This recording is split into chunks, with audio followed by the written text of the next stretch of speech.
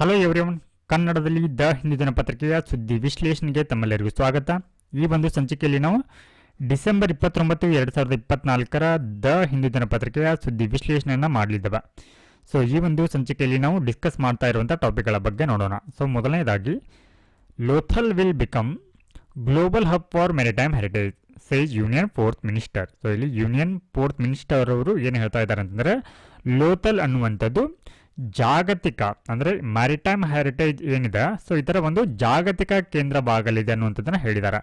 So ಈ ಒಂದು topic GS paper 1 ಅಡಿಯಲ್ಲಿ ಹಿಸ್ಟ್ರಿಗೆ ಸಂಬಂಧಪಟ್ಟಿರುವಂಥ ಟಾಪಿಕ್ ಆಗಿದೆ. And the second one is Madras high court form team of woman IPS officers to probe sexual assault. So ಇಲ್ಲಿ ಲೈಂಗಿಕ ದೌರ್ಜನ್ಯಕ್ಕೆ ಸಂಬಂಧಪಟ್ಟಂತೆ ಇದನ್ನು ತನಿಖೆಯನ್ನು ಮಾಡಲಿಕ್ಕೆ ಮದ್ರಾಸ್ ಹೈಕೋರ್ಟ್ ಅವರು ಈ ಒಂದು ಟೀಮನ್ನು, ಅಂದರೆ ಅಲ್ಲಿ ಮಹಿಳಾ IPS ಅಧಿಕಾರಿಗಳನ್ನ ಒಳಗೊಂಡಿರುವಂಥ ಒಂದು ಟೀಮನ್ನು ರಚನೆಯನ್ನು ಮಾಡಿದ.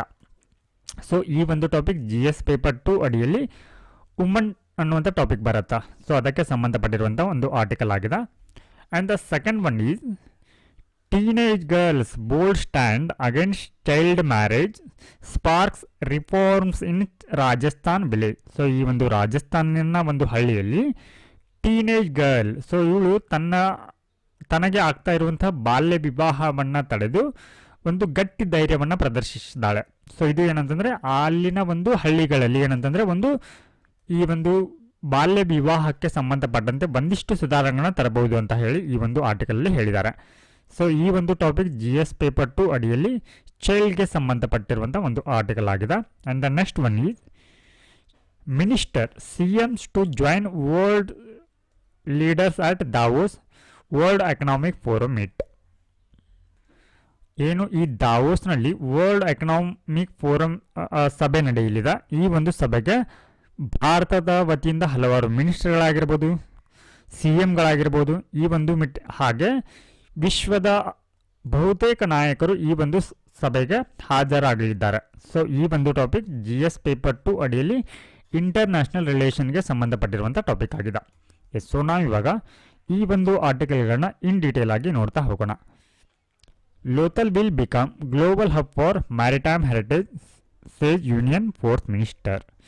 ಸೊ ಇಲ್ಲಿ ಕೀವರ್ಡ್ ಏನು ಅಂತಂದ್ರೆ ಲೋಥಲ್ ಅನ್ನುವಂಥದ್ದು. ಲೋಥಲ್, ಸೊ ನಾವು ಹಿಸ್ಟ್ರಿನ ಸ್ಟಡಿ ಮಾಡಬೇಕಾದ್ರೆ ಇಂಡಸ್ ವ್ಯಾಲಿ ಸಿವಿಲೈಸೇಷನ್ ಬಗ್ಗೆ ಓದ್ತೀವಿ. ಸೊ ಇಂಡಸ್ ಸಿವಿಲೈಸೇಷನ್ ವ್ಯಾಲಿಯಲ್ಲಿ ಪ್ರಮುಖ ಒಂದು ನಗರಗಳು ಬರುತ್ತೆ. ಆ ಪ್ರಮುಖ ನಗರಗಳಲ್ಲಿ ಈ ಲೋಥಾಲ್ ಕೂಡ ಒಂದಾಗಿದೆ. ಸೊ ಹೀಗಾಗಿ ಈ ಲೋಥಾಲ್ ಬಗ್ಗೆ ಕೂಡ ನಾವು ತಿಳ್ಕೊಳ್ಳೋಣ. ಸೊ ಮೊದಲನೇದಾಗಿ ಏನಾಗ್ತಾ ಇದೆ ಅಂತಂದರೆ ಈ ಒಂದು ಪ್ರದೇಶದಲ್ಲಿ, ಸೊ ಈ ಲೋಥಾಲ್ ಅನ್ನುವಂಥದ್ದು ಎಲ್ಲಿ ಕಂಡುಬರುತ್ತೆ ಅನ್ನುವಂತಂದರೆ, ಸೊ ಇದು ಗುಜರಾತ್ನಲ್ಲಿ ಕಂಡುಬರುತ್ತೆ. ಈ ಒಂದು ಪಟ್ಟಣ ಗುಜರಾತ್. ಎಸ್, ಸೊ ಈ ಒಂದು ಪ್ರದೇಶದಲ್ಲಿ ನ್ಯಾಷನಲ್ ಮ್ಯಾರಿಟೈಮ್ ಹೆರಿಟೇಜ್ ಕಾಂಪ್ಲೆಕ್ಸನ್ನು ಬಿಲ್ಡ್ ಮಾಡಲಾಗ್ತಾ ಇದೆ. ನ್ಯಾಷನಲ್ ಮ್ಯಾರಿಟೈಮ್ ಹೆರಿಟೇಜ್ ಕಾಂಪ್ಲೆಕ್ಸನ್ನು. ಹಾಗಿದ್ರೆ ಈ ಒಂದು ಕಾಂಪ್ಲೆಕ್ಸನ್ನು ಯಾವ ಒಂದು ಯೋಜನೆ ಅಡಿಯಲ್ಲಿ ಇದನ್ನು ಕನ್ಸ್ಟ್ರಕ್ಟ್ ಮಾಡಲಾಗ್ತಾ ಇದೆ ಅಂತಂದರೆ ಸಾಗರ್ ಮಾಲಾ ಪ್ರಾಜೆಕ್ಟ್ ಅನ್ನುವಂಥದ್ದು. ಸಾಗರ್ ಮಾಲಾ ಪ್ರಾಜೆಕ್ಟ್ ಈ ಒಂದು ಯೋಜನೆ ಅಡಿಯಲ್ಲಿ ಈ ಒಂದು ಕಾಂಪ್ಲೆಕ್ಸನ್ನು ನಿರ್ಮಾಣವನ್ನು ಮಾಡಲಾಗ್ತಾ ಇದೆ. ಹಾಗಿದ್ರೆ ಯಾವ ಒಂದು ಸಚಿವಾಲಯದ ಅಡಿಯಲ್ಲಿ ಇದನ್ನು ಡೆವಲಪ್ ಮಾಡಲಾಗ್ತಾ ಇದೆ ಅಂತಂದರೆ ministry of ports, shipping and waterway. So ಈ ಒಂದು ಯೋಜನೆಯನ್ನು, ಈ ಒಂದು ಕಾಂಪ್ಲೆಕ್ಸನ್ನು ನಿರ್ಮಾಣವನ್ನು ಮಾಡ್ತಾ ಇರುವಂಥದ್ದು. ಸೊ ಈ ಒಂದು ಪ್ರದೇಶ ಲೋಥಲ್ ಅನ್ನುವಂಥದ್ದು ಗುಜರಾತ್ನಲ್ಲಿ ಕಂಡುಬರುತ್ತೆ. ಸೊ ಹಾಗಿದ್ರೆ ಇಲ್ಲಿ ನಾವು ತಿಳ್ಕೊಳ್ಬೇಕಾಗಿರುವಂಥದ್ದು ಈ ಲೋಥಾಲ್ಗಳ ಬಗ್ಗೆ. ಲೋಥಾಲ್ ಏನು ಈ ಗುಜರಾತ್ನಲ್ಲಿದೆ, ಸೊ ಇದರ ವಿಶಿಷ್ಟತೆ ಏನು ಅನ್ನುವಂಥದ್ದು. ಸೊ ಇದು ಏನು ಇಂಡಸ್ ವ್ಯಾಲಿ ಸಿವಿಲೈಸೇಷನ್ ಏನು ಬರುತ್ತೆ, ಸಿಂಧೂ ನಾಗರಿಕತೆ. ಸೊ ಈ ಇಂಡಸ್ ವ್ಯಾಲಿ ಸಿವಿಲೈಸೇಷನ್ ಒಂದು ಹೆಸರಾಂತ ನಗರವಾಗಿತ್ತಿದು. ಎಸ್, ಸೊ ಹಾಗೆ ಇದಕ್ಕೆ ಒಂದು ಐತಿಹಾಸಿಕ ಮಹತ್ವವು ಕೂಡ ಕಂಡುಬರುತ್ತೆ. ಯಾಕೆ ಅಂತಂದ್ರೆ, ಸೊ ಆಗಿನ ಸಂದರ್ಭದಲ್ಲಿ ಏನು ಇಂಡಸ್ ವ್ಯಾಲಿ ಸಿವಿಲೈಸೇಷನ್ ಏನಿತ್ತು, ಆಗಿನ ಒಂದು ಸಂದರ್ಭದಲ್ಲಿ ಇದೊಂದು ಅಡ್ವಾನ್ಸ್ಡ್ ಡಾಕ್ ಯಾರ್ಡ್ ಆಗಿತ್ತು. ಅಡ್ವಾನ್ಸ್ಡ್ ಡಾಕ್ ಯಾರ್ಡ್ ಅಂದರೆ ಒಂದು ಅತ್ಯಾಧುನಿಕ ಅಂದರೆ ಮುಂದುವರೆದಂತಹ ಒಂದು ಬಂದರಾಗಿತ್ತಿದು. ಹಾಗೆ ಈ ಒಂದು ಪ್ರದೇಶದಲ್ಲಿ ಬೀಡ್ ಮೇಕಿಂಗ್ ಇಂಡಸ್ಟ್ರಿ ಕೂಡ ಇತ್ತು. ಬೀಡ್ ಮೇಕಿಂಗ್ ಇಂಡಸ್ಟ್ರಿ ಅಂದರೆ ಅವುಗಳಲ್ಲಿ ಮಣಿ ಅಂತ ಏನು ಕರಿತೀವಿ ನಾವು, ಅವುಗಳನ್ನು ಕೂಡ ಇಲ್ಲಿ ಉತ್ಪಾದನೆಯನ್ನು ಮಾಡ್ತಾಯಿದ್ರು. ಹಾಗೆ ಇಲ್ಲಿ ಸೀಲ್ಗಳಾಗಿರ್ಬೋದು, ಹಾಗೆ ಹಲವಾರು ಟೂಲ್ಸ್ಗಳಾಗಿರ್ಬೋದು, ಹಾಗೆ ಪಾಟ್ರಿ ಕುಂಬಾರಿಕೆ ಕೂಡ ಇಲ್ಲಿ ಅಸ್ತಿತ್ವದಲ್ಲಿ ಇತ್ತು ಅನ್ನುವಂಥದ್ದು ತಿಳಿದು ಬರುತ್ತೆ. ಸೊ ಇದಿಷ್ಟು ಈ ಲೋಥಾಲ್ನ ಒಂದು ಹಿಸ್ಟೋರಿಕಲ್ ಒಂದು ಮಹತ್ವ. ಆದರೆ ಸೊ ಏನು ಈ ಒಂದು ಪ್ರದೇಶದಲ್ಲಿ ಲೋಥಾಲ್ನಲ್ಲಿ ನ್ಯಾಷನಲ್ ಮ್ಯಾರಿಟೈಮ್ ಹೆರಿಟೇಜ್ ಕಾಂಪ್ಲೆಕ್ಸನ್ನು ಏನು ನಿರ್ಮಾಣವನ್ನು ಮಾಡ್ತಾ ಇದ್ದಾರೆ, ಇದರಿಂದ ಆಗುವಂಥ ಅಡ್ವಾಂಟೇಜಸ್ ಏನು? Advantages S. ಸೊ ಈ ಒಂದು ಪ್ರದೇಶದಲ್ಲಿ ಏನಾಗ್ಬೋದು ಅಂತಂದರೆ, ಈ ರೀತಿಯ ಒಂದು ಕಾಂಪ್ಲೆಕ್ಸ್ನ ನಿರ್ಮಾಣವನ್ನು ಮಾಡಿದರೆ ಸೊ ಇದು ಪ್ರವಾಸೋದ್ಯಮಕ್ಕೆ ಉತ್ತೇಜನವನ್ನು ನೀಡುತ್ತೆ. ಬೇರೆ ಒಂದು ಪ್ರದೇಶದಿಂದ ಪ್ರವಾಸಿಗರನ್ನ ಆಕರ್ಷಣೆಯನ್ನು ಮಾಡುತ್ತೆ. ಹಾಗೆ ಏನು ಈ ಲೋಥಲ್ ಪ್ರದೇಶ ಏನಿದೆ ಆ ಒಂದು ಪ್ರದೇಶದಲ್ಲಿ ಈ ಒಂದು ಕಾಂಪ್ಲೆಕ್ಸ್ನ ನಿರ್ಮಾಣವನ್ನು ಮಾಡುವುದರಿಂದ ಅಲ್ಲಿ ಉದ್ಯೋಗ ಕೂಡ ಸೃಷ್ಟಿಯಾಗತ್ತೆ. ಹಾಗೆ ಈ ಮೂಲಕ ಭಾರತದ ಪರಂಪರೆಯನ್ನು ಜಾಗತಿಕ ಮಟ್ಟದಲ್ಲಿ ಕೂಡ ಪ್ರಸಾರವನ್ನು ಮಾಡಲಿಕ್ಕೆ ಇದು ಸಾಧ್ಯವಾಗತ್ತೆ. ಎಸ್. ಸೊ ಈ ಹಿಂದೆ UPSCಯಲ್ಲಿ ಇದರ ಮೇಲೆ, ಈ ಲೋಥಾಲ್ ಮೇಲೆ ಪ್ರಿಲಿಮ್ಸ್ನಲ್ಲಿ ಒಂದು ಕ್ವಶನ್ ಕೂಡ ಕೇಳಿದ್ರು. ಸೊ ಆ ಒಂದು ಕ್ವಶನ್ನ ನೋಡೋಣ. ಎಸ್. ಸೊ ಈ ಒಂದು ಕ್ವಶನ್ನ UPSC ಸಿವಿಲ್ ಸರ್ವಿಸ್ ಎಕ್ಸಾಮಿನೇಷನ್ 2007ರಲ್ಲಿ ಕೇಳಿರುವಂಥದ್ದು. ಸೊ ಏನು ಕೊಟ್ಟಿದ್ದಾರೆ ಅಂತಂದರೆ, ಒಂದರಲ್ಲಿ ಲಿಸ್ಟ್ 1 ಕೊಟ್ಟಿದ್ದಾರೆ. ಅದರಲ್ಲಿ ಎನ್ಸಿಯಂಟ್ ಸೈಟ್ ಅಂದರೆ ಈ ಪ್ರಾಚೀನ ಒಂದು ತಾಣಗಳ ಬಗ್ಗೆ ಕೊಟ್ಟಿದ್ದಾರೆ. ಹಾಗೆ ಲಿಸ್ಟ್ 2ನಲ್ಲಿ ಆರ್ಕಿಯಾಲಜಿಕಲ್ ಫೈಂಡಿಂಗ್ ಅಂದ್ರೆ ಏನು ಪುರಾತತ್ವ ಒಂದು ಸಂಶೋಧನೆಗಳು ಏನು ಕಂಡು ಬಂದಿದೆ ಅನ್ನುವಂಥದ್ದು ಅಲ್ಲಿ. ಎಸ್. ಸೊ ಇಲ್ಲಿ ಲೋಥಲ್ ಕೊಟ್ಟಿದ್ದಾರೆ, ಕಾಲಿಬಂಗನ್ ಇದೆ, ಧೋಲ್ವೀರ, ಹಾಗೆ ಬನವಾಲಿ. ಸೊ ಇವೆಲ್ಲವೂ ಕೂಡ ಇಂಡಸ್ ವ್ಯಾಲಿ ಸಿವಿಲೈಸೇಷನ್ ಏನಿತ್ತು ಆ ಒಂದು ಸಿವಿಲೈಸೇಷನ್ನ ಪ್ರಮುಖ ಸೈಟ್ಗಳು, ಇವು ತಾಣಗಳು ಅಥವಾ ಪ್ರದೇಶಗಳು ಅಥವಾ ನಗರಗಳಂತ ಕರಿಬೋದು ಇವುಗಳನ್ನ. ಎಸ್. ಸೊ ಈ ಒಂದು ಪ್ರದೇಶದಲ್ಲಿ ಕಂಡುಬರುವಂಥ ಪ್ರಮುಖ ಸಂಶೋಧನೆಗಳು ಏನು ಅಂದರೆ ಉತ್ಖನನವನ್ನು ಏನು ಮಾಡ್ತಾ ಇರ್ತಾರೆ ಆ ಒಂದು ಸಂದರ್ಭದಲ್ಲಿ ಏನೆಲ್ಲ ಈ ಒಂದು ಸ್ಥಳಗಳಲ್ಲಿ ಕಂಡುಬರುತ್ತೆ ಅಂತ ಕೇಳಿದಾರ. ಎಸ್. ಸೊ ಇದರಲ್ಲಿ ನೋಡ್ಬೋದು ನೀವು. ಸೊ ಲೋಥಾಲ್ನಲ್ಲಿ ಏನು ಕಂಡುಬರುತ್ತೆ ಅಂದರೆ, ಲೋಥಾಲ್ ಅನ್ನುವಂಥದ್ದು ಇದು ಪ್ರಮುಖ ಬಂದರು ಪಟ್ಟಣ ಆಗಿತ್ತು. ಸೊ ಇವಾಗ ನಾವೇನು ಡಿಸ್ಕಸ್ ಮಾಡ್ತಾ ಇದ್ದೀವಿ ಅದೇ ಇಲ್ಲಿ ಇರುವಂಥದ್ದು. ಲೋಥಾಲ್ ಅನ್ನುವಂಥದ್ದು ಪ್ರಮುಖ ಒಂದು ಬಂದರು ನಗರಿ ಆಗಿತ್ತು, ಡಾಕ್ ಯಾರ್ಡ್. ಸೊ ನಂತರದಲ್ಲಿ ಕಾಲಿಬಂಗನ್ ಅನ್ನುವಂಥದ್ದು. ಸೊ ಈ ಕಾಲಿಬಂಗನ್ ಅನ್ನುವಂಥದ್ದು ಸೊ ಫ್ಲಗ್ ಫೀಲ್ಡ್ ಅಂದರೆ ಇಲ್ಲಿ ಉಳುಮೆ ಮಾಡ್ತಾ ಇದ್ರು ಅನ್ನುವಂಥದ್ದು ಕುರಿಗಳು ಕಂಡು ಬಂದಿದೆ. ಸೊ ನಂತರದಲ್ಲಿ ಬರುವಂಥದ್ದು ಈ ಧೋಲ್ವೀರ. ಸೊ ಈ ಧೋಲ್ವೀರ ಅನ್ನುವಂಥದ್ದು ಸೊ ಈ ಒಂದು ಪ್ರದೇಶದಲ್ಲಿ an inscription comprising 10 large size signs of the Harappan script. So ಈ ಒಂದು ಹರಪ್ಪನ ಸ್ಕ್ರಿಪ್ಟ್ ಏನಿತ್ತು ಆ ಒಂದು ಸ್ಕ್ರಿಪ್ಟ್ನಲ್ಲಿ 10 ಲಾರ್ಜ್ ಸೈಜ್ ಸೈನ್ಗಳು ಕಂಡು ಬಂದಿದೆ. ಸೊ ನಂತರದಲ್ಲಿ ಇರುವಂಥದ್ದು ಈ ಬನವಾಲಿ. ಸೊ ಈ ಬನವಾಲಿಯಲ್ಲಿ ಏನಾಗಿದೆ ಅಂತಂದ್ರೆ, ಸೊ ಇಲ್ಲಿ terracotta of replica of plug. So ಏನು ಉಳುಮೆಯನ್ನು ಮಾಡ್ತಾ ಇದ್ರು ನೇಗಿಲಿನ ಒಂದು ಕುರುಹುಗಳು ಈ ಒಂದು ಪ್ರದೇಶದಲ್ಲಿ ಕಂಡು ಬಂದಿದೆ. ಸೊ ಇವಾಗ ನಾವು ಈ ಲೋಥಾಲ್ನ ಸಿಗ್ನಿಫಿಕೆನ್ಸ್ ಏನಾಗಿತ್ತು, ಇದರ ಮಹತ್ವ ಏನು ಅನ್ನೋಂಥದ್ದನ್ನು ತಿಳ್ಕೊಳ್ಳೋಣ. ಅಂದರೆ ಪ್ರಾಚೀನ ಒಂದು ಕಾಲದಲ್ಲಿ ಇಂಡಸ್ ವ್ಯಾಲಿ ಸಿವಿಲೈಸೇಷನ್ ಸಂದರ್ಭದಲ್ಲಿ ಈ ಥರ ಮಹತ್ವ ಏನು ಅನ್ನೋಂಥದ್ದನ್ನು ತಿಳ್ಕೊಳ್ಳೋಣ. So fertile cotton and rice growing region. So ಈ ಒಂದು ರೀಜನಲ್ಲಿ ಲೋಥಾಲ್ನಲ್ಲಿ ಸೊ ಇದು ಕಾಟನ್ ಮತ್ತು ಈ ರೈಸನ್ನು ಬೆಳೆಯುವಂಥ ಒಂದು ಫಲವತ್ತಯುತ ಭೂಮಿ ಆಗಿತ್ತು. ಹಾಗೆ ಈ ಒಂದು ಪ್ರದೇಶದಲ್ಲಿ ಬೀಡ್ಸ್ ಮತ್ತು ಸೆಮಿ ಪ್ರೆಷಿಯಸ್ ಸ್ಟೋನ್ಗಳನ್ನು ಕೂಡ ಇವುಗಳಲ್ಲಿ ಉತ್ಪಾದನೆಯನ್ನು ಮಾಡಲಾಗ್ತಾ ಇತ್ತು. ಹಾಗೆ earliest evidence of rice cultivation in South Asia ಅಂದರೆ ಈ ಸೌತ್ ಏಷ್ಯಾದಲ್ಲಿ ಆರಂಭಿಕವಾಗಿ ಅಂದರೆ ಈ ರೈಸನ್ನ ಇಲ್ಲಿ ಬೆಳೆಯುತ್ತಾ ಇದ್ರು ಅನ್ನುವಂಥದ್ದು ಕುರುಗಳು ಇಲ್ಲಿ ಕಂಡುಬರುತ್ತೆ. ಹಾಗೆ so it is the oldest known artificial dock in the world ಅಂದರೆ ವಿಶ್ವದಲ್ಲಿ ಅತಿ ಒಂದು ಪುರಾತನವಾದಂತಹ ಒಂದು ಬಂದರಾಗಿತ್ತು ಅಂತ. ಇದು ಅತ್ಯಂತ ಹಳೆಯದಾಗಿರುವಂಥ ಬಂದರು ಆಗಿತ್ತು.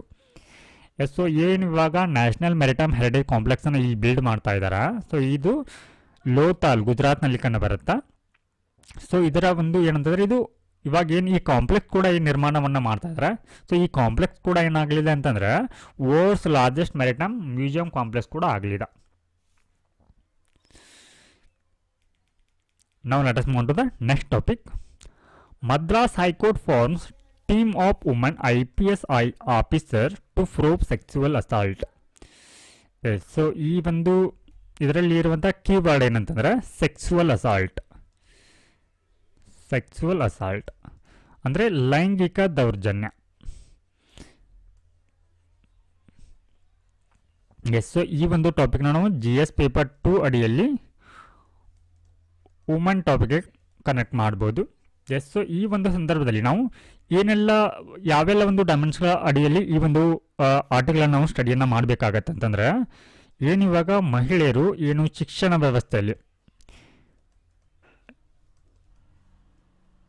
ವ್ಯವಸ್ಥೆಯಲ್ಲಿ ಯಾವೆಲ್ಲ ರೀತಿಯ ಒಂದು ತೊಂದರೆಗೆ ಒಳಗಾಗ್ತಾ ಇದ್ದಾರೆ ಅನ್ನುವಂಥದ್ದು, ಹಾಗೆ ಅದಕ್ಕೆ ಸಂಬಂಧಪಟ್ಟಂತೆ ಸರ್ಕಾರ ಯಾವೆಲ್ಲ ಒಂದು ಕ್ರಮಗಳನ್ನ ಕೈಗೊಂಡಿದೆ ಅನ್ನುವಂಥದ್ದು. ಸೊ ಮೊದಲನೇದಾಗಿ ಏನಿದು ಇಶ್ಯೂ ಅನ್ನುವಂಥದ್ದನ್ನ ನೋಡೋಣ. ಸೊ ಏನಂತಂದ್ರೆ, ಈ ತಮಿಳುನಾಡಿನ ಅಣ್ಣಾ ಯೂನಿವರ್ಸಿಟಿ ಅಂತ ಬರುತ್ತೆ. ಈ ಒಂದು ಯೂನಿವರ್ಸಿಟಿಯ ಕ್ಯಾಂಪಸ್ನಲ್ಲಿ ಏನಾಗಿದೆ ಅಂತಂದರೆ, ಓರ್ವ ವಿದ್ಯಾರ್ಥಿನಿಯ ಮೇಲೆ ಇಲ್ಲಿ ಸೆಕ್ಸುವಲ್ ಅಸಾಲ್ಟ್ ಆಗಿದೆ, ಲೈಂಗಿಕ ದೌರ್ಜನ್ಯ ಆಗಿದೆ. ಸೊ ಇದಕ್ಕೆ ಹಾಗೆ ಲೈಂಗಿಕ ದೌರ್ಜನ್ಯ ಆಗಿದೆ, ಇದಕ್ಕೆ ಸಂಬಂಧಪಟ್ಟಂತೆ ಪ್ರಕರಣವನ್ನು ಕೂಡ ಮಾಡಲಾಗಿದೆ. FIR ಕೂಡ ದಾಖಲು ಮಾಡಿರುವಂಥ ಸಂದರ್ಭದಲ್ಲಿ ಆ FIR ಏನು ಮಾಡಲಾಗುತ್ತೆ ಅಂದರೆ ಲೀಕ್ ಮಾಡಲಾಗುತ್ತೆ, ಸೋರಿಕೆಯನ್ನು ಮಾಡಲಾಗುತ್ತೆ. ಇದಕ್ಕೆ ಸಂಬಂಧಪಟ್ಟಂತೆ ಈ ಸುಪ್ರೀಂ ಕೋರ್ಟ್ ಏನು ಮಾಡಿದೆ ಅಂತಂದರೆ, ಒಂದು ಟೀಮನ್ನು ರೆಡಿ ಮಾಡಿದ. The Madras high court on Saturday constituted an all woman team of Indian police service IPS officer to investigate the Anna university sexual assault case and another case registered by the cyber crime police to prove the leak of first information report FIR pertaining to the sexual assault. So ಈ ಒಂದು sexual ಅಸಾಲ್ಟ್ಗೆ ಅಥವಾ ಲೈಂಗಿಕ ದೌರ್ಜನ್ಯಕ್ಕೆ ಸಂಬಂಧಪಟ್ಟಂತೆ ವಿದ್ಯಾರ್ಥಿ ಮೇಲೆ ಆಗಿದೆ, so ಅದಕ್ಕೆ ತನಿಖೆಯನ್ನು ಮಾಡಲಿಕ್ಕೆ ಅಲ್ಲಿನ ಮದ್ರಾಸ್ ಹೈಕೋರ್ಟ್ ಏನು ಮಾಡಿದೆ ಅಂತಂದರೆ, ಮದ್ರಾಸ್ ಹೈಕೋರ್ಟ್ ಒಂದು ಟೀಮನ್ನು ರೆಡಿ ಮಾಡಿದ.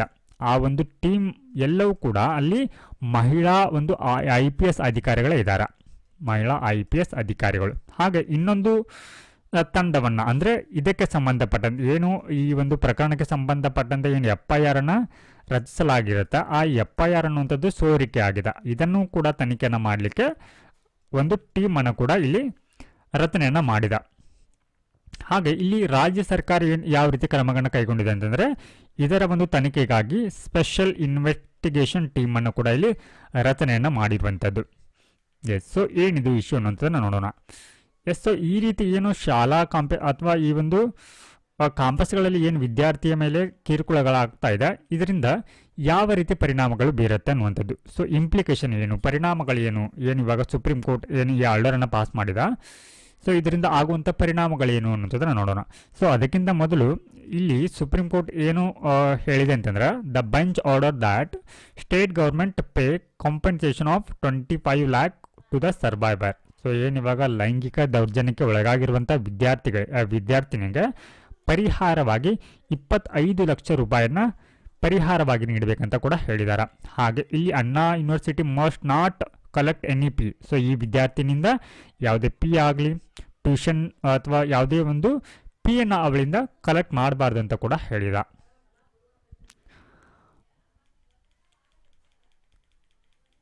ಸೊ ಇದರಿಂದ ಆಗುವಂಥ ಪರಿಣಾಮಗಳೇನು ಅಂತಂದರೆ, ಸ್ಟ್ರಾಂಗರ್ ಅಂದರೆ ಇದರಿಂದ ಏನನ್ನ ತಿಳ್ಕೊಳ್ಬೇಕಾಗತ್ತೆ ಅಂತಂದರೆ, stronger oversight and FIR handling. So FIRನಲ್ಲಿ ಕೂಡ ಏನಾಗಿದೆ ಅಂದರೆ, ಕೆಲವೊಂದಿಷ್ಟು ಭಾಷೆಗಳು ಅಲ್ಲಿ ತುಂಬ ಏನಾಗಿದೆ ಅಂತಂದರೆ ಅವು ಸಂವಿಧಾನಬದ್ಧವಾಗಿಲ್ಲ ಅನ್ನುವಂಥ ಅಂಶಗಳನ್ನು ಕೂಡ ಇಲ್ಲಿ ಗಮನಿಸಿದ. ಸೊ ಇಲ್ಲಿ key point, the case underscores the need for strict protocol to prevent leak of sensitive information in cases involving the women and children. ಅಂದರೆ ಮಹಿಳೆ ಮತ್ತು ಈ ಮಕ್ಕಳಿಗೆ ಸಂಬಂಧಪಟ್ಟಂತೆ ಸೂಕ್ಷ್ಮ ವಿಚಾರಗಳಿರುತ್ತೆ FIRನಲ್ಲಿ, ಅವುಗಳನ್ನ ಸೋರಿಕೆಯಾಗದಂತೆ ಒಂದು ಕಠಿಣವಾದಂಥ ಪ್ರೋಟೋಕಾಲ್ಗಳನ್ನ ಇಲ್ಲಿ ತೆಗೆದುಕೊಳ್ಬೇಕಾಗತ್ತೆ. ಸೊ ನಂತರದಲ್ಲಿ ಇನ್ಸ್ಟಿಟ್ಯೂಷನಲ್ ಅಕೌಂಟಬಿಲಿಟಿ. ಸೊ ಈ ರೀತಿಯ ಒಂದು ಸಂದರ್ಭಗಳಲ್ಲಿ ಇಲ್ಲಿ ಈ ಒಂದು ಶೈಕ್ಷಣಿಕ ಸಂಸ್ಥೆಗಳ ಹೊಣೆಗಾರಿಕೆ ಏನಾಗಿರಬೇಕು ಅನ್ನುವಂಥದ್ದು. So Anna university and Tamil Nadu government are held accountable to failing to ensure students safety and violating survivor privacy. So ಇಲ್ಲಿ ಅಣ್ಣಾ ಯೂನಿವರ್ಸಿಟಿ ಕ್ಯಾಂಪಸ್ನಲ್ಲಿ ಏನಾಗಿದೆ ಅಂತಂದರೆ, ಅಲ್ಲಿ ವಿದ್ಯಾರ್ಥಿನಿಯ ಮೇಲೆ ಲೈಂಗಿಕ ದೌರ್ಜನ್ಯ ಆಗಿದೆ, ಅದನ್ನು ತಡೆಗಟ್ಟಲಿಕ್ಕೆ ಅದು ವಿಫಲವಾಗಿದೆ. ಅದರ ಒಂದು ಹೊಣೆಗಾರಿಕೆಯನ್ನು ಆ ಯೂನಿವರ್ಸಿಟಿ ವಹಿಸಿಕೊಳ್ಬೇಕಾಗುತ್ತೆ. ನಂತರದಲ್ಲಿ ಈ ತಮಿಳುನಾಡು ಗೌರ್ಮೆಂಟ್ ಪೊಲೀಸ್ ಅನ್ನುವಂಥದ್ದು ಏನಾಗುತ್ತೆ, ರಾಜ್ಯ ಸರ್ಕಾರದಲ್ಲಿ ಬರುತ್ತೆ. ಸೊ ಇದೇನಾಗಿದೆ, ಇಲ್ಲಿ FIR ಲೀಕ್ ಆಗಿದೆ. ಸೊ ಇದು ವೈಲೇಟಿಂಗ್ ಸರ್ವೈವರ್ ಪ್ರೈವಸಿ, ಇವಾಗ ಸಂತ್ರಸ್ತರಿರ್ತಾರೆ ಅವರ ಒಂದು ಖಾಸಗಿತನದ ಒಂದು ಉಲ್ಲಂಘನೆ ಆಗಿರುವಂಥದ್ದು. ಸೊ ನಂತರದಲ್ಲಿ reforms in police practices. So ಇಲ್ಲಿ ಪೊಲೀಸ್ನ ಒಂದು ಕಾರ್ಯವೈಖರಿಗಳಲ್ಲಿ ಕೂಡ ಏನಾಗಬೇಕಾಗಿದೆ ಅಂದರೆ ಇಲ್ಲಿ ಸುಧಾರಣೆಗಳನ್ನು ತರಬೇಕಾಗಿದೆ. So ensuring proper wording of FIR to prevent victim shaming. So ಇಲ್ಲಿ FIRನ ಪ್ರಾಪರ್ ವರ್ಡಿಂಗ್ನಲ್ಲಿ ಕೂಡ ಮಾಡಬೇಕು. ಹಾಗೆ restricting public dissemination of ongoing investigation detail. So ಈ ರೀತಿ ಒಂದು ಪ್ರಕರಣಕ್ಕೆ ಸಂಬಂಧಪಟ್ಟಂತೆ ತನಿಖೆ ಯಾವ ರೀತಿ ಆಗ್ತಾ ಇದೆ ಅನ್ನುವಂಥದ್ದನ್ನು ಅದನ್ನು ಸಾರ್ವಜನಿಕವಾಗಿ ಬಹಿರಂಗ ಪಡಿಸಬಾರ್ದು. ಹಾಗೆ ಇಲ್ಲಿ ಸರ್ವೈವರ್ ಸೆಂಟ್ರಲ್ ಜಸ್ಟಿಸ್. ಸೊ ಏನಿವಾಗ ವಿದ್ಯಾರ್ಥಿನಿಯ ಮೇಲೆ ಲೈಂಗಿಕ ಕಿರುಕುಳ ಆಗಿದೆ, ಅವರಿಗೆ ಸಂಬಂಧಪಟ್ಟಂತೆ ಯಾವ ರೀತಿ ನ್ಯಾಯವನ್ನು ಒದಗಿಸಲಾಗತ್ತೆ ಅದು ಕೂಡ ಇಲ್ಲಿ ಇಂಪಾರ್ಟೆಂಟ್ ಆಗತ್ತೆ. ಸೊ ಇಲ್ಲಿ ಏನು ಕ್ಯಾಂಪಸ್ಗಳಲ್ಲಿ ಆಗ್ತಾ ಇರುವಂಥ ವಿದ್ಯಾರ್ಥಿಗಳ ಮೇಲಿನ ಲೈಂಗಿಕ ದೌರ್ಜನ್ಯವನ್ನು ತಡೆಗಟ್ಟಲಿಕ್ಕೆ ಯಾವೆಲ್ಲ ರೀತಿಯ ಒಂದು ಕ್ರಮಗಳನ್ನ ಇಲ್ಲಿ ಶಿಫಾರಸನ್ನು ಮಾಡಿದ್ದಾರೆ ಅಂತಂದ್ರೆ, ಸೊ ಮೊದಲನೇದಾಗಿ ಸ್ಟ್ರೆಂಥನ್ ಕ್ಯಾಂಪಸ್ ಸೆಕ್ಯೂರಿಟಿ. ಏನು ಕ್ಯಾಂಪಸ್ ಇರುತ್ತೆ ಆ ಒಂದು ಕ್ಯಾಂಪಸ್ನಲ್ಲಿ ಭದ್ರತೆಯನ್ನು ಬಲಗೊಳಿಸುವಂಥದ್ದು. ಅಂದ್ರೆ ಸೊ ಅಲ್ಲಿ CCTV ಆಗಿರಬಹುದು, ಪ್ರಾಪರ್ ಆಗಿರುವಂಥ ಲೈಟಿಂಗ್ ವ್ಯವಸ್ಥೆ ಇರಬೇಕು. ಹಾಗೆ ಎನ್ಫೋರ್ಸ್ ವಿಸಿಟರ್ ಟೆಕ್ಸ್ ಕೂಡ ಆ ಒಂದು ಪ್ರದೇಶದಲ್ಲಿ ಕ್ಯಾಂಪಸ್ನಲ್ಲಿ ಅಳವಡಿಸ್ಕೊಳ್ಬೇಕು. ಹಾಗೆ legal safe guards and for survivor, ಏನು ಸಂತ್ರಸ್ತರಿರ್ತಾರೆ ಅವರಿಗೆ ಯಾವ ರೀತಿ ಒಂದು ಕಾನೂನಿನಿಂದ ರಕ್ಷಣೆ ಅನ್ನುವಂಥದ್ದು ಸಿಗತ್ತೆ. ಸೊ ಇಲ್ಲಿ ಮೊದಲನೇದಾಗಿ ಅವರಿಗೆ ಸಂಬಂಧಪಟ್ಟಂತೆ FIRನ ಸೆಕ್ಯೂರ್ ಮಾಡ್ಕೊಳ್ಬೇಕು. ಹಾಗೆ ಅವರ ಒಂದು ಖಾಸಗಿತನವನ್ನು ಕೂಡ ಇಲ್ಲಿ ಕಾಪಾಡಬೇಕಾಗತ್ತೆ. ಹಾಗೆ ಶಾಲಾ ಕಾಲೇಜುಗಳಲ್ಲಿ ಈ ಲಿಂಗ ಸೂಕ್ಷ್ಮ ಒಂದು ತರಬೇತಿಯನ್ನು ಕೂಡ ನೀಡಬೇಕಾಗತ್ತೆ. So awareness and inclusion. So foster a safe inclusive environment for student through awareness campaigns and robust grievance redressal system. So ಏನು ಕ್ಯಾಂಪಸ್ಗಳಲ್ಲಿ ವಿದ್ಯಾರ್ಥಿಗಳು ಲೈಂಗಿಕ ದೌರ್ಜನ್ಯವನ್ನು ಫೇಸ್ ಮಾಡ್ತಾ ಇದ್ದಾರೆ ಅದರ ಕುರಿತು ಅರಿವನ್ನು ಮೂಡಿಸುವಂಥದ್ದು. ಹಾಗೆ ಇದರ ಕುರಿತು ಏನು ಲೈಂಗಿಕ ದೌರ್ಜನ್ಯ ಆದಂಥ ಸಂದರ್ಭದಲ್ಲಿ ಅವರಿಗೆ ಪರಿಹಾರ ವ್ಯವಸ್ಥೆಯನ್ನು ಕೂಡ ಅಲ್ಲಿ ಕಲ್ಪಿಸಬೇಕಾಗತ್ತೆ. So next topic, teenage girls bold stand against child marriage sparks reforms in Rajasthan bill. So ಇದು ರಾಜಸ್ಥಾನದ ಒಂದು ಹಳ್ಳಿಯಲ್ಲಿ ಆಗಿರುವಂಥ ಒಂದು ಬಾಲ್ಯ ವಿವಾಹದ ಕುರಿತಾಗಿರುವಂಥ ಒಂದು ಇನ್ಸಿಡೆಂಟ್ ಆಗಿದೆ. ಸೊ ಈ ಒಂದು ಸಂದರ್ಭದಲ್ಲಿ ಏನು ಬಾಲ್ಯ ವಿವಾಹಕ್ಕೆ ಒಳಗಾಗ್ತಾ ಇರುವಂಥ ಒಬ್ಬ ಟೀನೇಜ್ ಗರ್ಲ್ಸ್ ಏನಿದ್ದಾಳೆ ಅವಳು ಏನು ಮಾಡಿದಾಳೆ ಅಂತಂದರೆ ಇಲ್ಲಿ ಬೋಲ್ಡ್ ಸ್ಟ್ಯಾಂಡ್ ತೆಗೆದುಕೊಂಡು ಚೈಲ್ಡ್ ಮ್ಯಾರೇಜನ್ನು ಅಂದರೆ ಬಾಲ್ಯ ವಿವಾಹವನ್ನು ತಡೆಗಟ್ಟಿದ್ದಾಳೆ.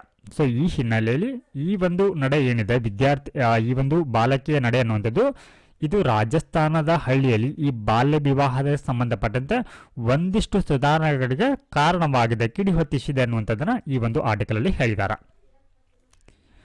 ಎಸ್, ಸೊ ಈ ಒಂದು ಆರ್ಟಿಕಲಲ್ಲಿರುವಂಥ ಕೀವರ್ಡ್ ಏನು ಅಂತಂದರೆ ಚೈಲ್ಡ್ ಮ್ಯಾರೇಜ್ ಅಥವಾ ಬಾಲ್ಯ ವಿವಾಹ. ಎಸ್, ಸೊ ಈ ಒಂದು ಟಾಪಿಕ್ GS ಪೇಪರ್ 2 ಅಡಿಯಲ್ಲಿ ಚೈಲ್ಡ್ ಅನ್ನುವಂಥ ಒಂದು ಟಾಪಿಕ್ ಬರುತ್ತೆ, ಅದಕ್ಕೆ ಸಂಬಂಧಪಟ್ಟಿರುವಂಥದ್ದಾಗಿದೆ. ಸೊ ಈ ಹಿನ್ನೆಲೆಯಲ್ಲಿ ಈ ಒಂದು ಟಾಪಿಕ್ನ ನಾವು ಯಾವೆಲ್ಲ ಒಂದು ಡೈಮೆನ್ಷನ್ಗಳ ಅಡಿಯಲ್ಲಿ ಇದನ್ನು ಸ್ಟಡಿ ಮಾಡಬೇಕಾಗತ್ತೆ ಅಂದರೆ, ಮೊದಲನೇದಾಗಿ ಇದು ಏನಕ್ಕೆ ನ್ಯೂಸಲ್ಲಿದೆ, YN ನ್ಯೂಸ್. ಎಸ್, ಸೊ ನಂತರದಲ್ಲಿ ಏನು ಬಾಲ್ಯ ವಿವಾಹ ಏನು ಆಗ್ತಾ ಇದೆ, ಸೊ ಇದರ ಕರೆಂಟ್ ಸ್ಟೇಟಸ್ ಯಾವ ರೀತಿ, ಭಾರತದಲ್ಲಿ ಇದಕ್ಕೆ ಸಂಬಂಧಪಟ್ಟಂತೆ ಯಾವ್ಯಾವ ರಾಜ್ಯಗಳಲ್ಲಿ ಬಾಲ್ಯ ವಿವಾಹ ಅನ್ನುವಂಥದ್ದು ಅಸ್ತಿತ್ವದಲ್ಲಿದೆ ಅನ್ನುವಂಥದ್ದನ್ನು ನೋಡ್ತೀವಿ. ಸೊ ನಂತರದಲ್ಲಿ ಈ ಬಾಲ್ಯ ವಿವಾಹದಿಂದ ಆಗುವಂಥ ಸಮಸ್ಯೆಗಳು.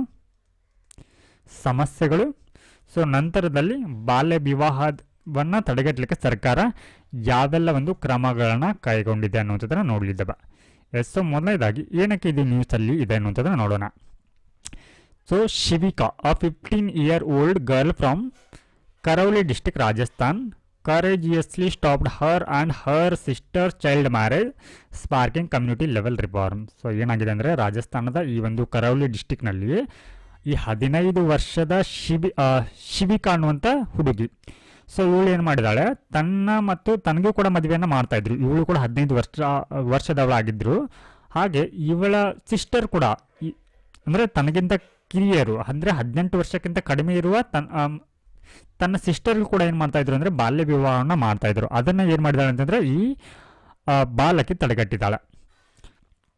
ಎಸ್, ಸೊ ಇಲ್ಲಿ ಕೀ ಹೈಲೈಟ್ಸನ್ನು ನೋಡೋದಾದರೆ ಈ ಒಂದು ಇನ್ಸಿಡೆಂಟ್ ಕುರಿತು prevalence of child marriage in Rajasthan. So ಈ ಹಿನ್ನೆಲೆಯಲ್ಲಿ ನಾವು ರಾಜಸ್ಥಾನದಲ್ಲಿ ಯಾವ ರೀತಿಯ ಒಂದು ಬಾಲ್ಯ ವಿವಾಹ ಅನ್ನುವಂಥದ್ದು ಇನ್ನೂ ಕೂಡ ಅಲ್ಲಿ ಚಾಲ್ತಿಯಲ್ಲಿದೆ ಅನ್ನುವಂಥದ್ದು. So Rajasthan child marriage rate 33.5% surpasses the national average 23.3%. ಏನು ಇವ ರಾಷ್ಟ್ರೀಯ ಮಟ್ಟದಲ್ಲಿ ಏನು ರಾಷ್ಟ್ರೀಯ ಸರಾಸರಿ ಒಂದು ವಿವಾಹದಲ್ಲಿ ಏನು 23.3%ನಷ್ಟಿದೆ. ಆದರೆ ಇದು ರಾಜಸ್ಥಾನದಲ್ಲಿ ತುಂಬ ಹೆಚ್ಚಿದೆ. ಅಂದರೆ ರಾಜಸ್ಥಾನದಲ್ಲಿ ಅತಿ ಹೆಚ್ಚು ಒಂದು ಬಾಲ್ಯ ವಿವಾಹಗಳು ಕಂಡುಬರುತ್ತೆ. ಇನ್ನು ಒಟ್ಟಾರೆ ಇಲ್ಲಿ ನ್ಯಾಷನಲ್ ಲೆವೆಲಲ್ಲಿ ಅಂದರೆ ಭಾರತದಾದ್ಯಂತ ಒಂದು ಬಾಲ್ಯ ವಿವಾಹ ಅನ್ನೋಂಥದ್ದು ಯಾವ ರೀತಿಯಲ್ಲಿದೆ ಅಂತಂದ್ರೆ, ಸೊ ಒಟ್ಟಾರೆ ಇನ್ನು ಗ್ರಾಮೀಣ ಪ್ರದೇಶಗಳಲ್ಲಿ 28.3% of woman age 20 to 24% var marriage before 18. So ಏನು ಭಾರತದಲ್ಲಿ ಈ 20 to 24 ವರ್ಷದ ಸುಮಾರು ಏನು 28%ನಷ್ಟು ಮಹಿಳೆಯರಿದ್ದಾರೆ. ಆ ಮಹಿಳೆಯರಿಗೆಲ್ಲರಿಗೂ ಕೂಡ 18 ವರ್ಷಕ್ಕಿಂತ ಕಡಿಮೆ ವಯಸ್ಸಿನ ಬೇಡಿಕೆ ಏನಾಗಿದೆ ಅಂದರೆ ವಿವಾಹ ಆಗಿರುವಂಥದ್ದು. ಹಾಗೆ ಇದು ನಗರಗಳಲ್ಲಿ ಇದರ ಒಂದು ಪ್ರಮಾಣ ಕಡಿಮೆ ಇರುವಂಥದ್ದು. ಸೊ ರೇಟ್ ಡ್ರಾಪ್, ಸೊ ಇಲ್ಲಿ 15%, ಸೊ ಇಲ್ಲಿ ಕಡಿಮೆ ಆಗಿರುವಂಥದ್ದು. ಸೊ ನಂತರದಲ್ಲಿ ಈ ಒಂದು ಶಿವಿಕಾಸ್ ರೆಸಿಸ್ಟೆನ್ಸ್ ಬಗ್ಗೆ ನೋಡೋದಾದರೆ, Shivika's father Tularam plan to marry off his 4 daughters aged 17, 15, 14 and 13 in a single ceremony to save money. So ಇದರರ್ಥ ಈ ತುಲಾರಾಮ್ಗೆ ಈ ಒಂದು ಬಾಲ್ಯ ವಿವಾಹವನ್ನು ಮಾಡಲಿಕ್ಕೆ ಪ್ರಮುಖ ಕಾರಣ ಏನಂತಂದರೆ ಆತ ಬಡವನಾಗಿದ್ದ. ಅಂದರೆ ಇಲ್ಲಿ ಈ ಒಂದು ಬಾಲ್ಯ ವಿವಾಹಕ್ಕೆ ಪ್ರಮುಖ ಕಾರಣ ಏನಂತಂದರೆ ಬಡತನ ಆಗಿರುತ್ತೆ. ಸೊ ಹಾಗೆ ಅನಕ್ಷರತೆ ಕೂಡ ಆಗಿರುತ್ತೆ, ಅನಕ್ಷರತೆ. ಸೊ ಇಲ್ಲಿ ಏನಾಗಿದೆ ಅಂದರೆ ತನ್ನ ಹಣವನ್ನು ಉಳಿತಾಯವನ್ನು ಮಾಡಲಿಕ್ಕೆ ಈ ಶಿಬಿಕಾದ ತಂದೆ ಏನಿದ್ದಾನೆ ಇವನು ತನ್ನ 4 ಮಕ್ಕಳು 17 ವರ್ಷ, 15, 14, 13 ವರ್ಷದ ಎಲ್ಲ ಮಕ್ಕಳಿಗೂ ಏನು ಮಾಡ್ತಾಯಿದ್ರು ಅಂದರೆ ಒಂದೇ ಇವೆಂಟ್ನಲ್ಲಿ ಅವರಿಗೆ ವಿವಾಹವನ್ನು ಮಾಡ್ತಾಯಿದ್ರು. ಸೊ ಇಲ್ಲಿ ಶಿವಿಕಾ ಏನು ಕ್ರಮವನ್ನು ಕೈಗೊಳ್ತಾಳೆ ಅಂತಂದರೆ ಈ ಒಂದು ವಿವಾಹವನ್ನು ತಡೆಗಟ್ಟಲಿಕ್ಕೆ Shivika reached out to her teacher. So ಅವರು ಒಂದು ಶಿಕ್ಷಕಿಯರನ್ನು ಭೇಟಿ ಆಗ್ತಾರೆ, ಶಿಕ್ಷಕರನ್ನ. ಸೊ ಇವ್ರು ಏನು ಮಾಡ್ತಾರೆ, ಹೂ ಕನೆಕ್ಟೆಡ್ ಹರ್ ವಿತ್ ಗ್ರಾಮ ರಾಜ್ಯ ವಿಕಾಸ ಏವಂ ಪ್ರಶಿಕ್ಷಣ ಸಂಸ್ಥಾನ ಅಥವಾ Sansthan and NGO fighting child marriage. Yes, so ಇಲ್ಲಿ ಏನು ಮಾಡ್ತಾಳೆ ಶಿವಿಕಾನೋಳು ತನ್ನ ಟೀಚರ್ ಅವರನ್ನ ಮೆಟ್ ಆಗ್ತಾಳೆ. ಸೊ ಅವರು ಇಲ್ಲಿ ಒಂದು NGO ಬರುತ್ತೆ, ಗ್ರಾಮ ರಾಜ್ಯ ವಿಕಾಸ ಏವಂ ಪ್ರಶಿಕ್ಷಣ ಸಂಸ್ಥಾನ ಅಂತ ಹೇಳಿ. ಸೊ ಇದು ಒಂದು NGO ಆಗಿದೆ.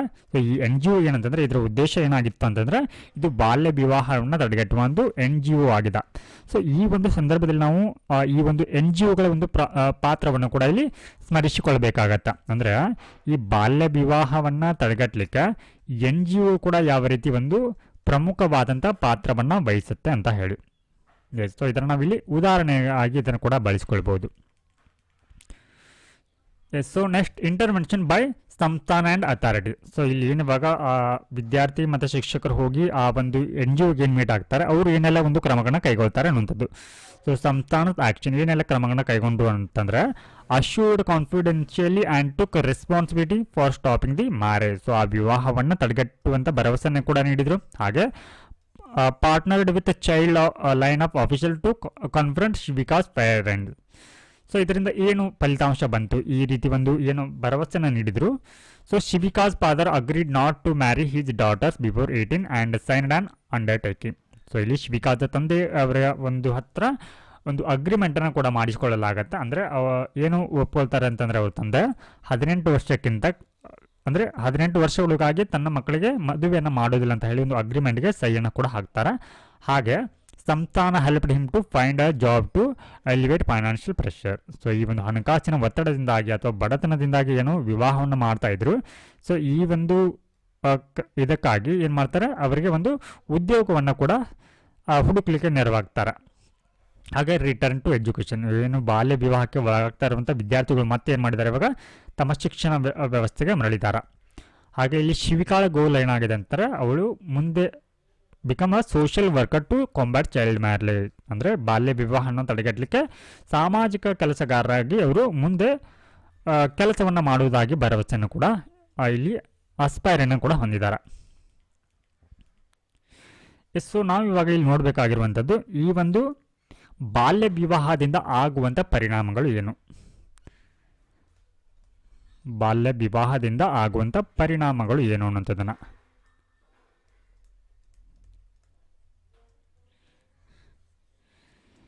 ಸೊ ಮೊದಲನೇದಾಗಿದ್ದು ಏನಾಗುತ್ತೆ ಅಂದರೆ ಬಾಲ್ಯ ವಿವಾಹಕ್ಕೆ ಒಳಗಾಗಿರುವಂಥ ಹುಡುಗ ಅಥವಾ ಹುಡುಗಿಯ ಒಂದು ಆರೋಗ್ಯದ ಮೇಲೆ ಏನಾಗುತ್ತೆ ಪರಿಣಾಮವನ್ನು ಬೀರುತ್ತೆ. ಸೊ ಅರ್ಲಿ ಮ್ಯಾರೇಜ್ನಲ್ಲಿ ಮದುವೆ ಆಗೋದ್ರಿಂದ, ಪ್ರೆಗ್ನೆನ್ಸಿ ಆಗೋದ್ರಿಂದ ಮಗುವಿನ ಮತ್ತು ತಾಯಿಯ ಆರೋಗ್ಯದ ಮೇಲೆ ಏನಾಗುತ್ತೆ ಅಂದರೆ ಪರಿಣಾಮವನ್ನು ಬೀರುತ್ತೆ. ಸೊ ನಂತರದಲ್ಲಿ ಏನಾಗಬಹುದು, ಶಿಕ್ಷಣ, ಅವರ ಒಂದು ಶಿಕ್ಷಣ ಕೂಡ ಆಗ್ಬೋದು ಅಂತಂದ್ರೆ ಇಲ್ಲಿ ಮೊಟಕುಗೊಳ್ಬೋದು. ಬಾಲ್ಯ ವಿವಾಹದಲ್ಲಿ ವಿವಾಹ ಆಗೋದ್ರಿಂದ ಅವರ ಒಂದು ಏನು ಎಜುಕೇಷನ್ ಇರುತ್ತೆ ಅರ್ಧಕ್ಕೆ ನಿಂತು ಹೋಗುತ್ತೆ. ಸೊ ನಂತರದಲ್ಲಿ ಇವರು ಸೀಮಿತ ಆರ್ಥಿಕ ಅವಕಾಶಗಳಿಗೆ ಒಳಗಾಗ್ತಾರೆ. ಆರ್ಥಿಕ ಅವಕಾಶ. ಸೊ ಬಾಲ್ಯದಲ್ಲಿ ವಿವಾಹ ಆಗೋದ್ರಿಂದ ಅವರು ಯಾವುದೇ ರೀತಿಯ ಒಂದು ಉದ್ಯೋಗವನ್ನು ಪಡೀಲಿಕ್ಕೆ ಸಮರ್ಥರಾಗೋದಿಲ್ಲ. ಹಾಗೆ ಅವರು ಹಣಕಾಸಿನ ಒಂದು ಪೂರೈಕೆಗಾಗಿ ತಮ್ಮ ಕುಟುಂಬವನ್ನು ಅವಲಂಬಿಸಬೇಕಾಗತ್ತೆ. ಸೊ ನಂತರದಲ್ಲಿ ಇವರ ಮೇಲೆ ಕೌಟುಂಬಿಕ ದೌರ್ಜನ್ಯ ಕೂಡ ಆಗತ್ತೆ. ಯಾವುದೇ ರೀತಿಯ ಒಂದು ಮೆಚುರಿಟಿ ಅನ್ನುವಂಥದ್ದು ಆ ಒಂದು ಸಂದರ್ಭದಲ್ಲಿ ಇರುವುದಿಲ್ಲ, ಮಾನಸಿಕವಾಗಿ ಮತ್ತು ದೈಹಿಕವಾಗಿ. ಸೊ ಹೀಗಾಗಿ ಕೌಟುಂಬಿಕ ದೌರ್ಜನ್ಯಕ್ಕೆ ಕೂಡ ಒಳಗಾಗ್ತಾರೆ. ಸೊ ನಂತರದಲ್ಲಿ ನಾವು ನೋಡಬೇಕಾಗಿರುವಂಥದ್ದು ಈ ಬಾಲ್ಯ ವಿವಾಹಕ್ಕೆ ಸಂಬಂಧಪಟ್ಟಂತೆ child marriage cases in India. ಭಾರತದಲ್ಲಿ ಈ ಒಂದು ಬಾಲ್ಯ ವಿವಾಹದ ಸ್ಥಿತಿಯನ್ನು ನೋಡೋದಾದ್ರೆ, so 1/3 of world child bribe live in India. So ಏನು ಜಾಗತಿಕವಾಗಿ 3 ಬಾಲ್ಯ ವಿವಾಹಗಳಾಗಿದ್ರೆ ಅದರಲ್ಲಿ ಒಂದು ಭಾರತದಲ್ಲಿ ಇರುತ್ತೆ. ಸೊ ಈ ರೀತಿಯ ಒಂದು ಸ್ಟ್ಯಾಟಿಕ್ಸನ್ನು ನಾವು ಮೇನ್ಸ್ನಲ್ಲಿ ಬಾಲ್ಯ ವಿವಾಹದ ಸಂಬಂಧಪಟ್ಟಂತೆ ಅಥವಾ ಚೈಲ್ಡ್ ರಿಲೇಟೆಡ್ ಏನಾದರೂ ಇಶ್ಯೂ ಬಂದಾಗ ಈ ರೀತಿ ಒಂದು ಅಂಕಿಅಂಶಗಳನ್ನು ಕೂಡ ನಾವಿಲ್ಲಿ ಬಳಸ್ಕೊಳ್ಬೋದು. ಹಾಗೆ ಜಾಗತಿಕವಾಗಿ ಏನು 60 ವರ್ಲ್ಡ್ನಲ್ಲಿ 650 ಮಿಲಿಯನ್ ಅಷ್ಟು ಬಾಲ್ಯ ವಿವಾಹ ಆದರೆ ಅದರಲ್ಲಿ 223 ಮಿಲಿಯನ್ ಅಷ್ಟು ಬಾಲ್ಯ ವಿವಾಹಗಳಾಗಿವೆ ಇಲ್ಲಿಯವರೆಗೆ. ಹಾಗೆ 1 in 4 women age group 20 to 24 var married before turning 18. ಅಂದರೆ ಏನು ಇವಾಗ ಈ 20 ರಿಂದ 24 ವರ್ಷದ ಮಹಿಳೆಯರು ಏನಿದ್ದಾರೆ, ಸೊ ಇವರಲ್ಲಿ ಅಂದರೆ 4 ಮಹಿಳೆಯರಲ್ಲಿ ಒಬ್ಬರಿಗೆ ಏನಾಗ್ತಾ ಇದೆ ಅಂದರೆ 18 ವರ್ಷ ತುಂಬೋದ್ರೊಳಗಾಗಿ ಏನಾಗ್ತಾ ಇದೆ ಅಂದರೆ ಇಲ್ಲಿ ಬಾಲ್ಯ ವಿವಾಹ ಆಗ್ತಾ ಇರುವಂಥದ್ದು. ಸೊ ನಂತರದಲ್ಲಿ over half of Indian child Bryde's live in 5 states, so in million. So ಅಂದರೆ ಏನು ಭಾರತದಲ್ಲಿ ಬಾಲ್ಯ ವಿವಾಹಗಳು ಏನಾಗ್ತಾ ಇದೆ ಅದರಲ್ಲಿ ಅರ್ಧಕ್ಕಿಂತ ಹೆಚ್ಚಿನ ಒಂದು ಬಾಲ್ಯ ವಿವಾಹದ ಪ್ರಕರಣಗಳು ಈ ಕೇವಲ 5 ರಾಜ್ಯಗಳಲ್ಲಿ ಕಂಡು ಬರ್ತಾ ಇದೆ. ಸೊ ಅದರಲ್ಲಿ ಹೆಚ್ಚಾಗಿ ನೋಡ್ಬೋದು ನೀವು ಉತ್ತರ ಪ್ರದೇಶದಲ್ಲಿ ಅತಿ ಹೆಚ್ಚಿನ ಒಂದು ಬಾಲ್ಯ ವಿವಾಹ ಕಂಡು ಬರುತ್ತೆ. ಬಿಹಾರ್, ವೆಸ್ಟ್ ಬೆಂಗಾಲ್, ಮಹಾರಾಷ್ಟ್ರ ಮತ್ತು ಮಧ್ಯಪ್ರದೇಶದಲ್ಲಿ ಬಾಲ್ಯ ವಿವಾಹ ಪ್ರಕರಣಗಳು ಕಂಡು ಬರ್ತಾ ಇದೆ.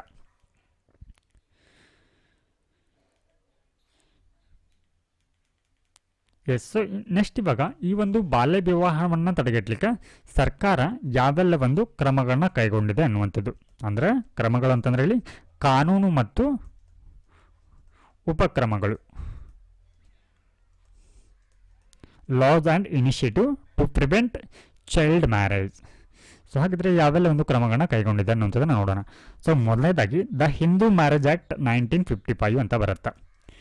ಅಂದರೆ ಹಿಂದೂ ವಿವಾಹ ಕಾಯ್ದೆ 1955. ಸೊ ಇದು ಈ ಕಾಯ್ದೆ ಅಡಿಯಲ್ಲಿ ಏನು ಹೇಳಲಾಗತ್ತೆ ಅಂದರೆ, ಸೊ ಇಲ್ಲಿ ಏನು ಮದುವೆ ಆಗ್ತಾ ಇರುವಂತಹ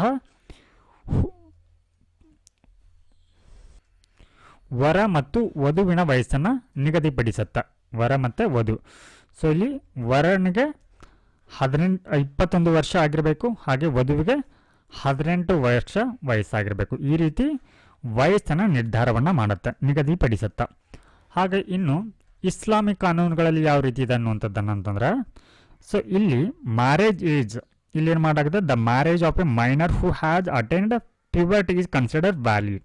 ಸೊ ಇಸ್ಲಾಂ ಕಾನೂನಿನ ಪ್ರಕಾರ ಇಲ್ಲಿ ಪ್ಯೂಬರ್ಟಿ ಅಂತ ಬರುತ್ತೆ. ಏನು ಪ್ಯೂಬರ್ಟಿ ಅಂತಂದ್ರೆ ಈ ಕನ್ನಡದಲ್ಲಿ ಇದಕ್ಕೆ ನಾವು ಪ್ರಾಯ ಅಥವಾ ಈ ಮೈ ನೆರೆಯುವಿಕೆ ಅಂತ ಕರಿತೀವಿ. ಆ ಒಂದು ಸಂದರ್ಭದಲ್ಲಿ ಆ ಒಂದು ಪ್ರೌಢಾವಸ್ಥೆಗೆ ಬಂದರೆ, ಪ್ಯೂಬರ್ಟಿನ ದಾಟಿದರೆ, ಸೊ ಇದು ಸಾಮಾನ್ಯವಾಗಿ 12 ರಿಂದ 13, 14 ವರ್ಷದಲ್ಲಿ ಏನಾಗುತ್ತೆ, ಸೊ ಈ ಒಂದು ಏಜನ್ನು ಏನಂತ ಕನ್ಸಿಡರ್ ಮಾಡಲಾಗತ್ತೆ, ಇವರು ವಿವಾಹ, ಈ ಒಂದು ಸಂದರ್ಭದಲ್ಲಿ ಇವರಿಗೆ ವಿವಾಹವನ್ನು ಮಾಡಲಾಗತ್ತೆ.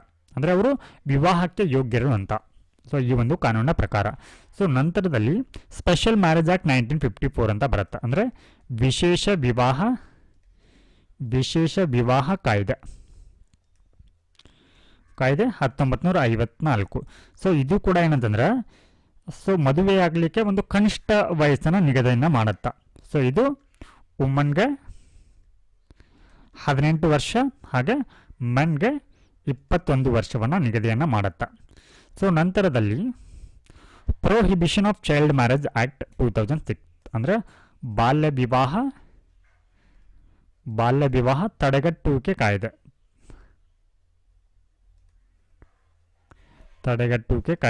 2006.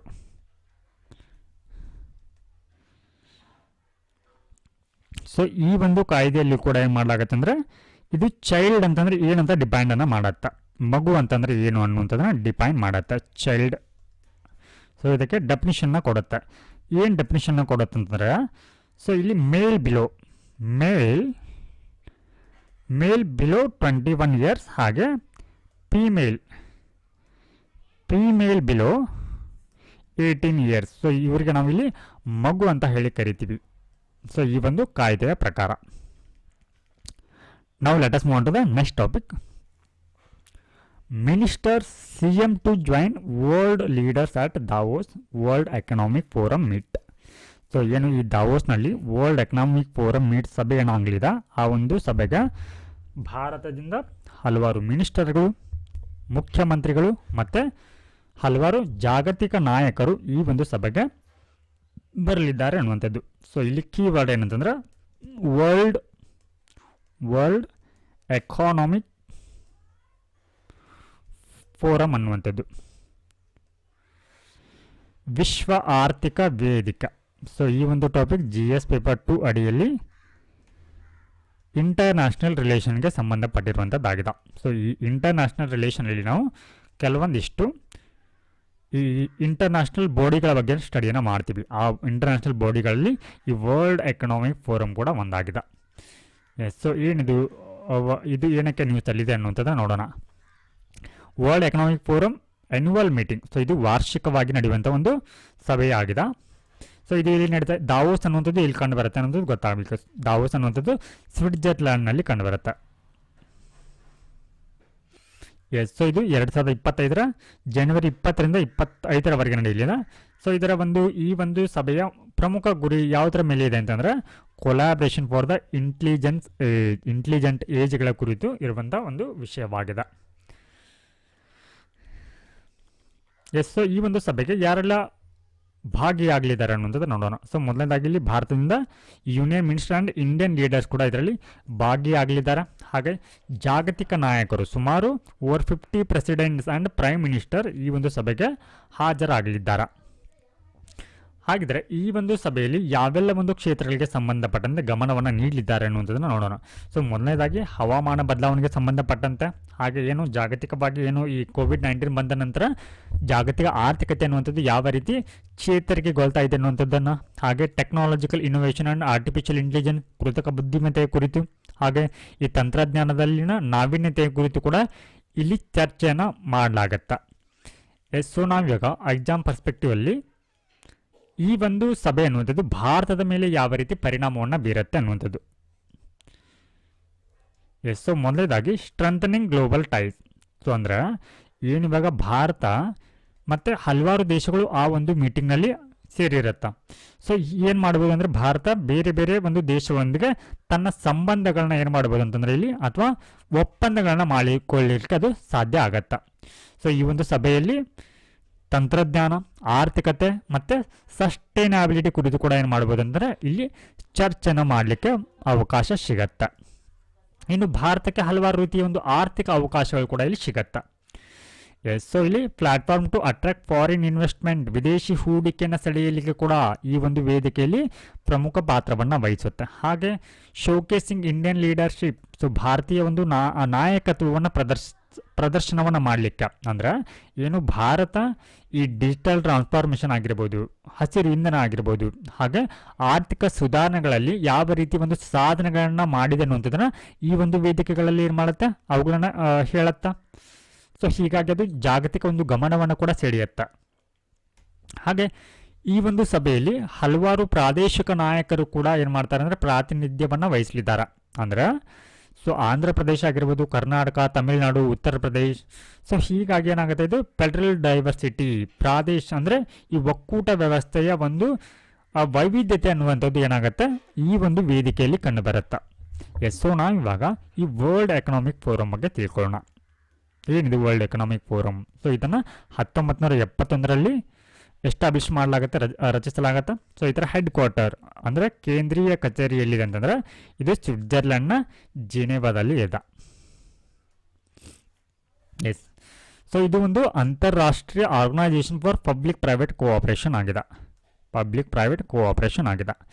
ಎಸ್. ಸೊ ಈ ಒಂದು ವರ್ಲ್ಡ್ ಎಕನಾಮಿಕ್ ಫೋರಮ್ ಅನ್ನೋದು ಹಲವಾರು ರಿಪೋರ್ಟ್ಗಳನ್ನು ಕೂಡ ಬಿಡುಗಡೆಯನ್ನು ಮಾಡುತ್ತೆ. ಸೊ ಇದು ಇಂಪಾರ್ಟೆಂಟ್ ಆಗುತ್ತಾ. ಸೊ ನಮಗೆ ಎಕ್ಸಾಮ್ನಲ್ಲಿ ಈ ರೀತಿ ರಿಪೋರ್ಟ್ಗಳ ಬಗ್ಗೆನೂ ಕೂಡ ಕೇಳ್ತಾರೆ, ನೇರವಾಗಿರುವಂಥ ಪ್ರಶ್ನೆಗಳನ್ನು ಕೂಡ ಕೇಳ್ತಾರೆ.